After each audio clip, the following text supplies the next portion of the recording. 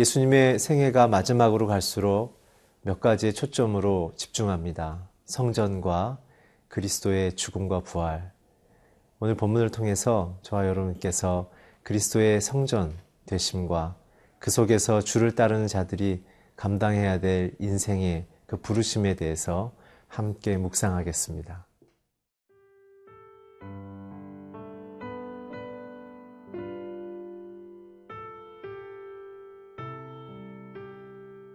누가복음 21장 10절에서 19절 말씀입니다. 또 이르시되 민족이 민족을 나라가 나라를 대적하여 일어나겠고 곳곳에 큰 지진과 기근과 전염병이 있겠고 또 무서운 일과 하늘로부터 큰 징조들이 있으리라. 이 모든 일 전에 내 이름으로 말미암아 너희에게 손을 대어 박해하며 회당과 옥에 넘겨주며 임금들과 집권자들 앞에 끌어가려니와 이 일이 도리어 너희에게 증거가 되리라. 그러므로 너희는 변명할 것을 미리 궁리하지 않도록 명심하라.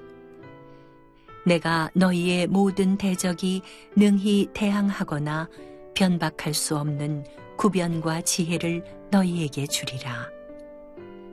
심지어 부모와 형제와 친척과 벗이 너희를 넘겨주어 너희 중에 몇을 죽이게 하겠고 또 너희가 내 이름으로 말미암아 모든 사람에게 미움을 받을 것이나 너희 머리털 하나도 상하지 아니하리라.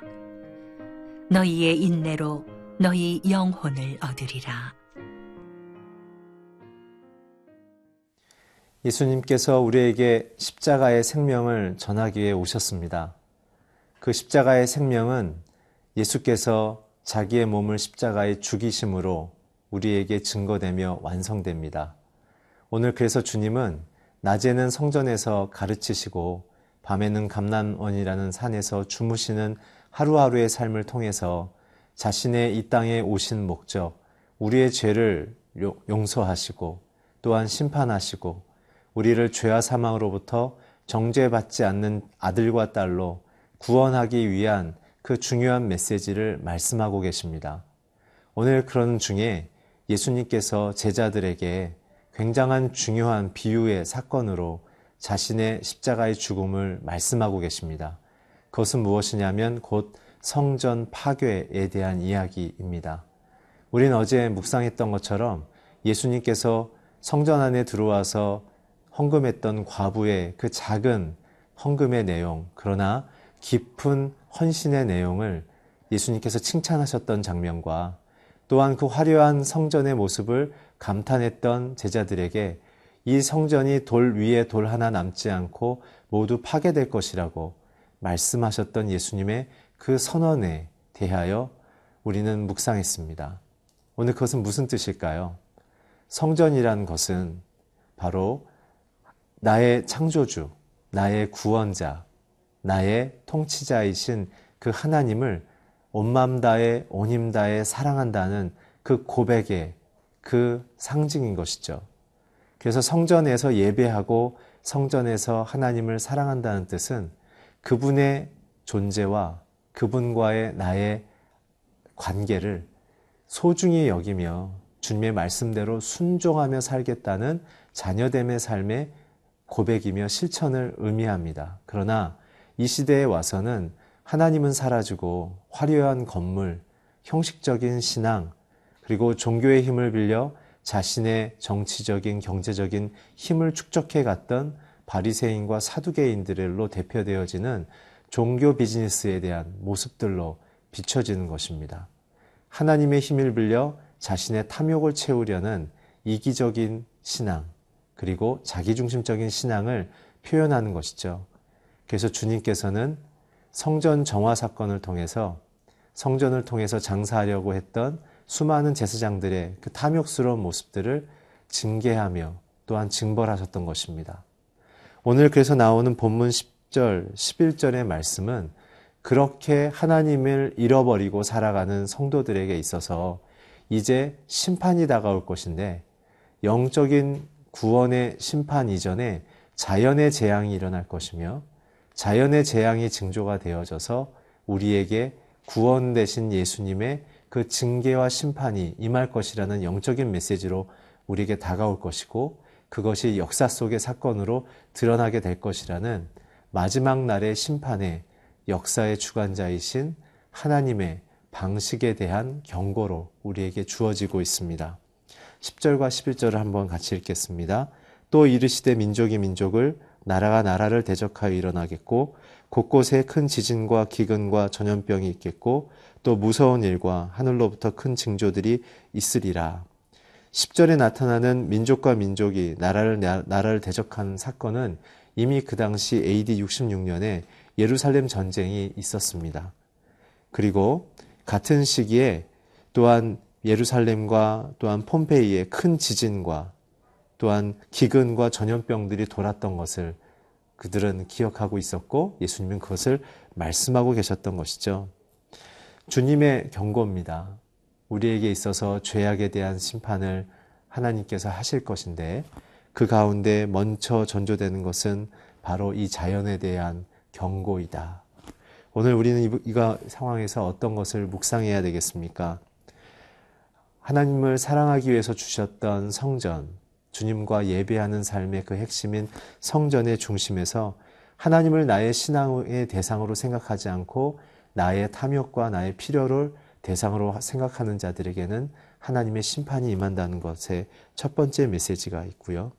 두 번째는 자신의 노력과 실력을 높임으로 바리새인과 사두개인처럼 하나님을 예배하고 높이는 것이 아니라 자기의 칭찬을 따라 사는 자들에게도 심판이 임한다는 것을 우리는 묵상할 수 있습니다.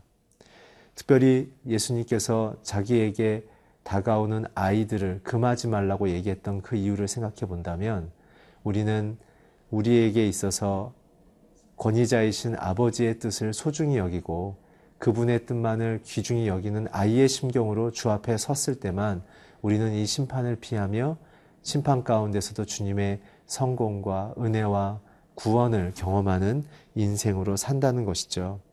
결국은 진정한 회개 없이는 하나님의 심판을 통과할 수 없다라는 것을 우리는 이 장면을 통하여 다시 한번 묵상하게 되어집니다.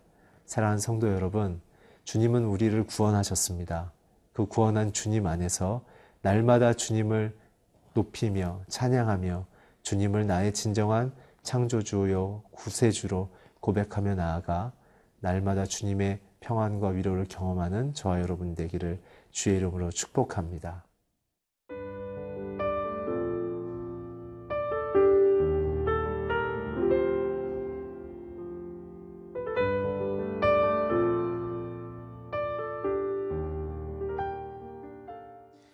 예수님의 세상을 향한 심판의 징조는 자연을 통해서 또한 영적인 메시지를 통해서 역사 속에서 이루어지는 것이라고 말씀드렸습니다.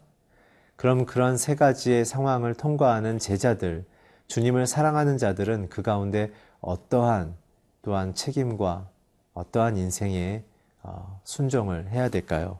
먼저 12절, 13절을 같이 읽겠습니다. 이 모든 일 전에 내 이름으로 말미암아 너희에게 손을 대어 박해하며 회당과 옥에 넘겨주며 임금들과 집권자들 앞에 끌어가려니와 이 일이 도리어 너희에게 증거가 되리라.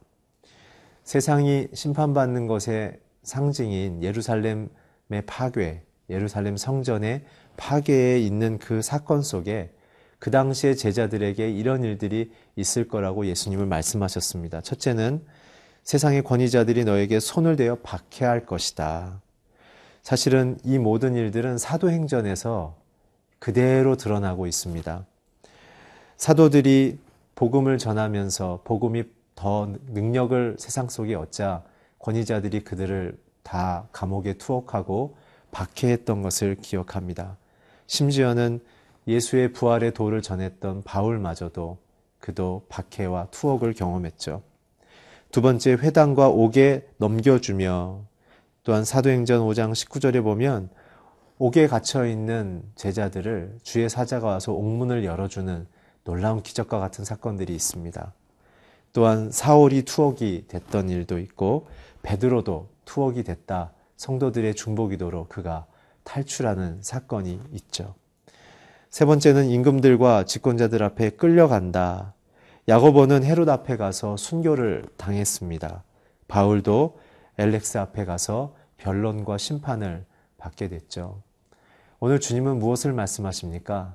참된 진리 안에 있는 자들은 하나님을 거절하고 하나님을 이기려고 하며 하나님을 인정하지 않는 세상 속에 잠시의 심판과 잠시의 박해를 통과하게 된다라는 것입니다. 그때 주님이 주시는 위로는 무엇입니까? 사도행전에 나타나는 것처럼 두려워하지 말고 놀라지 말라. 이 땅에서 내가 너와 함께 했다. 그리고 너희를 하나님의 승리로 이끌 것이다. 우리는 복음에 대한 대가와 그 고난을 기뻐하라는 사도 바울의 서신서의 고백을 기억해야 할 것입니다. 주님은 저와 여러분의 인생을 복되고 아름답게 인도하십니다. 그러나 자녀로서 아버지를 영화롭게 하는 과정 중에 다가오는 세상의 압력과 그러한 핍박에서도 우리는 또다시 승리할 것입니다. 두려워하지 마십시오. 13절에 이렇게 하게 합니다. 그러한 일들이 오히려 우리에게 복음을 증거하는 기회가 되어진다. 두려워하지 말라는 것입니다. 그것이 사도행전의 교회였습니다. 세상의 핍박이 커질수록 그들은 세상을 변화시키는 놀라운 공동체가 됐습니다. 사랑하는 성도 여러분, 저와 여러분은 세상을 변화시키는 하나님의 놀라운 자녀로 부름받았습니다. 우리의 힘이 아니라 우리 안에 계신 성령님의 능력인 것입니다. 계속해서 14절부터 17절까지 읽겠습니다. 그러므로 너희는 변명할 것을 미리 궁리하지 않도록 명심하라. 내가 너희의 모든 대적이 능히 대항하거나 변박할 수 없는 구변과 지혜를 너희에게 주리라.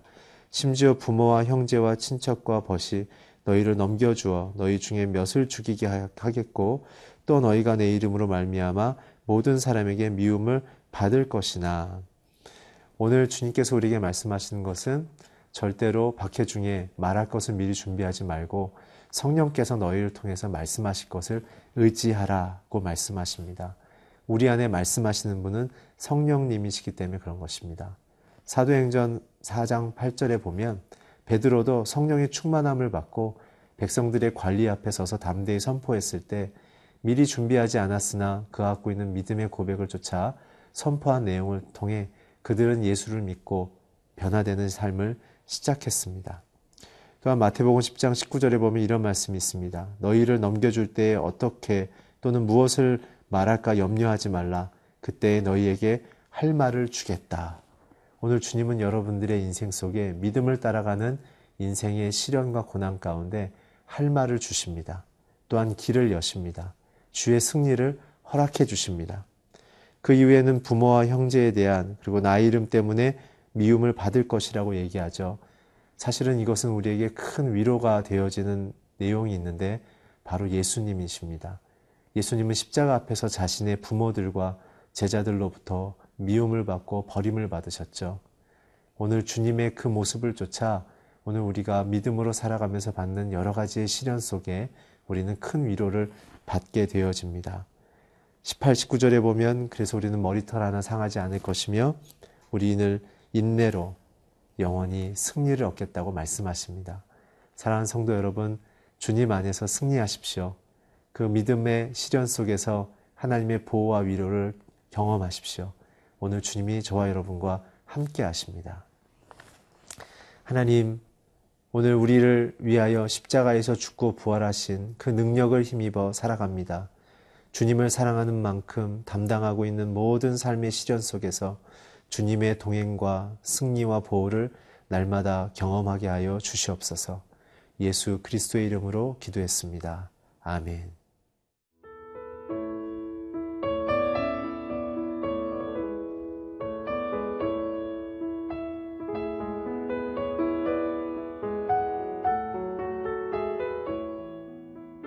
이 프로그램은 시청자 여러분의 소중한 후원으로 제작됩니다.